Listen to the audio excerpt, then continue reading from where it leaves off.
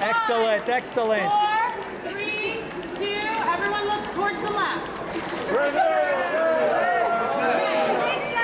I mean, a daunting process for me because I knew that I was coming back and leading the show with Nicola, but I was really excited for it and felt ready. You know, I'd had the previous seasons leading up, so yeah, a really exciting moment, and I'm excited to finally share it with everyone. It was amazing. It was about damn time.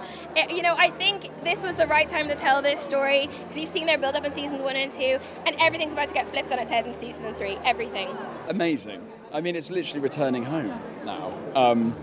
And even just arriving today and seeing everyone, including Daniel, who's joining the cast, and Emma Naomi, who's amazing, and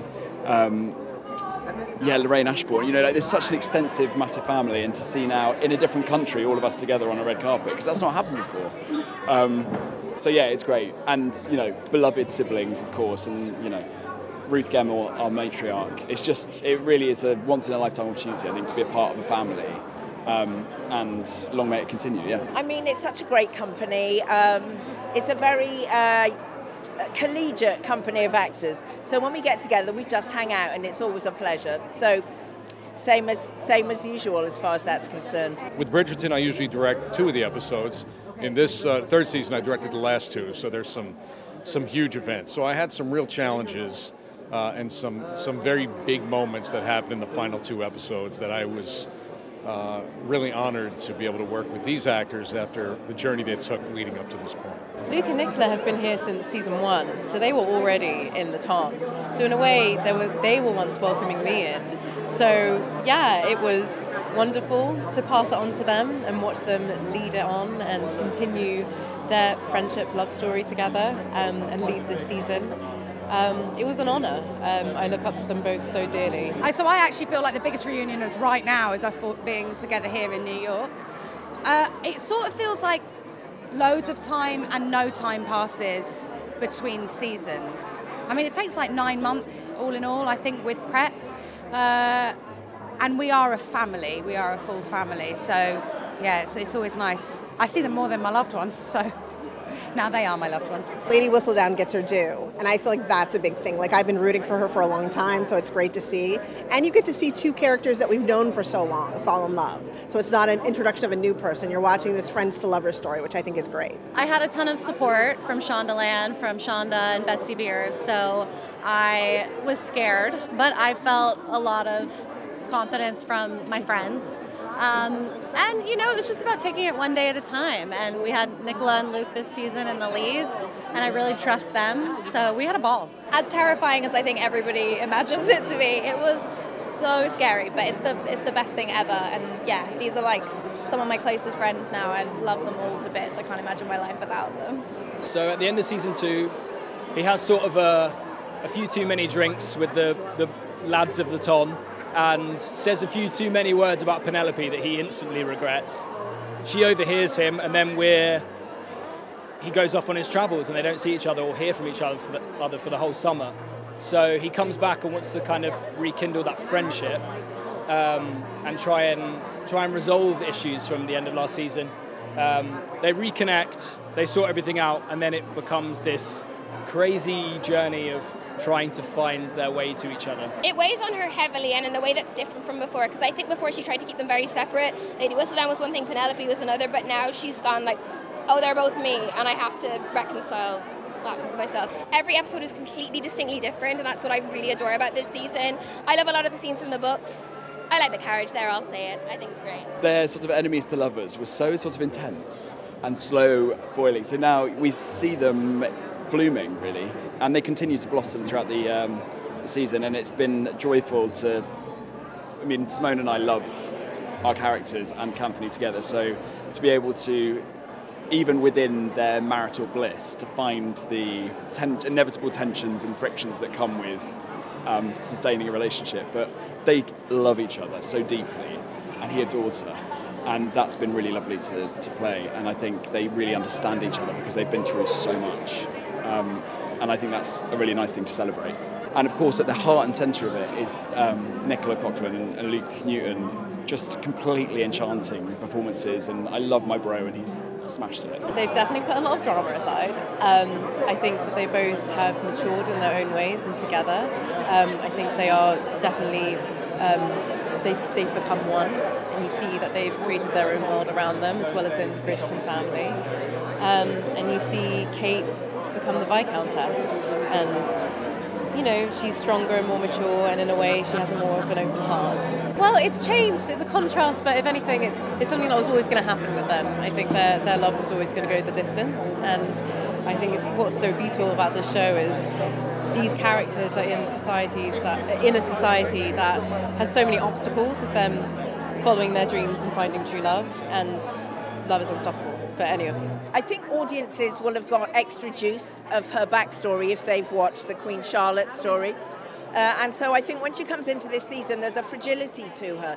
There's a sort of fractured quality. We've got this amazing new showrunner, Jess Brownall, and she's brought her own schwang to the show. And I feel like there is a sense of things not settling where they were. There's a sense of fracture in the way my character is feeling about the game that we play, the game of ton, power, knowledge. And I think Lady Danbury is wondering how long she wants to keep this game going, and then something comes from her past that throws her straight off the game, and so she has to get back on the pony and fight hard to retain her place. Eloise develops a bit of an unlikely friendship with Cressida Cowper. So I think that's a big sort of moment in season 3. She was left, you know, falling out with her best mate. She's had this situationship with Theo, and that's all gone. So I think she was quite lonely. And now she's harbouring this huge secret from her family and the world around her. And she's having to sort of protect her brother whilst I feel like she's still kind of protecting Penelope. There's a lot. I think a lot of the girls find out who they are this season. Well, we're certainly focusing on underdogs for the first time this season, and it's very much about underdogs, you know, stepping out of the shadows, stepping into the light, stepping into their power. And I would say the main theme is about authenticity and really owning who you are before you're ready to find love.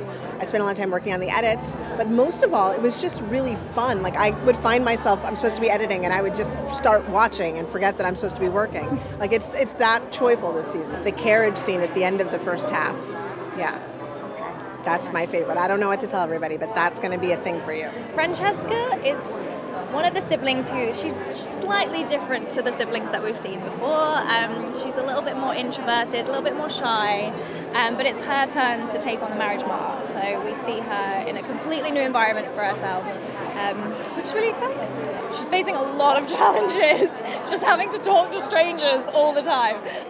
I was so excited when I got those scripts, like so lucky to join the cast and get to join the marriage mart at the same time. Yeah, it's a really new environment for her, so there's a lot of character development there. She's getting to know herself at the same time as the audience are getting to know her. So yeah, there's loads to come, and anybody who's read the books know that she's got quite a hefty storyline on the way. It really felt like it was in the writing this season, and Jess had just brilliantly, I've just seen her actually, so over there, she's just brilliantly crafted this, the first few episodes of how they navigate their way through friendship into just like this slight romantic element between them. There's obviously been a connection between them for years, and it's kind of about holding that back until we got to our season. And then now it's just beautiful to be able to play this love story out that I feel like a lot of people resonate with. You know, a lot of people really see themselves in the friends to lovers trope. So yeah, it's special. Initially, I was really excited. It's something that I've always wanted to do. Like, you know, how often do you get the opportunity to lead a show on this scale? So it was something that really excited me, and at the same time, it felt like a challenge. So I was ready to like take it on and watch our previous leads and the way they navigated themselves through the journey, and then just try and replicate that on my own version. We have, you know, such an amazing friendship. Thank goodness. He is such a great guy. We have a lot of trust and respect for one another, and that was the foundation. And then it meant we could go places and really get vulnerable with the characters, and I'm so proud of the end result. Just so sort of calming, actually, because you just go, God, this is what a brilliant idea of a TV series anyway, to be able to pass that baton down. But yeah, just immense pride, no surprise really. But to be able to, and I remember Phoebe, like beloved Phoebe Dynevor, who played Daphne, she said when she came back in series 2, she said, you know, it's amazing to be able to sit back and just have a taste of what the audience must feel. And I've had that, and I've watched every episode of season 3, some of which I'd read, but I hadn't seen any of it. And it was just, I just have finally been able to experience what everyone's loved about it. And it is that just beautiful, escapist celebration of love. There's been a romance that Lady Danbury had as a younger woman with Violet's father. And the sense of that has, of them knowing it but not knowing it, discussing it or not discussing it, not wanting to threaten their own friendship, knowing that they both loved this man in different ways. It's a challenge, and I think sometimes you can have those challenges with romances and relationships and friendships, and the art is to find a way to hang on to everything. So I think that's what they're going for this season. Cressida showed Eloise some kindness over the summer, and then they became mates. I think Eloise is really, really upset. I think she feels very betrayed by Penelope. So I don't think she's going to sort of make up with her in a rush. So I think there's going to be a bit of a struggle. Sorry, Penelope's fans. Luke and Nicola holding the torch this year. Every year, you know, we get 2 people that really show us how it's done. And this year it's Luke and Nicola, and they worked really hard, and I'm really proud of them. I'm excited for everybody. And you've waited a long time, so fairs, patience, well done. I loved the drastic change in him this season. It feels like I got to play a new character. And, you know, sitting in a role for like 5 years, it's like a gift to be able to develop that season after season after season and come back with like a fresh energy. And he's growing up. Like, it's all about becoming an adult. And that was really fun to explore, like to dive into a character and discover what the differences are and how they grow up and how and their environment. So yeah, I loved that challenge. It was really fun. And then just being able to like celebrate this story with Nick, like we've worked so closely, we're really good friends, to be able to like dive into that this season and like, you know, give the 2 a little showcase that you wouldn't normally see as romantic leads. Like they're kind of like the slightly awkward ones that stand at the side of the ball and gossip. So it was nice for them to have their moment in the spotlight. I think the sense of authenticity that both the characters step into is big, and I hope that people take away the value of laughter in a relationship, because it's very much front and center this year. I just really want them to walk away with what we all feel, which is, you know, the love that's with these actors, this crew, the show, the escaping into a world with all the, you know, the things that are going on around the world now. To be able to sort of immerse yourself into this world is really a fun place to be.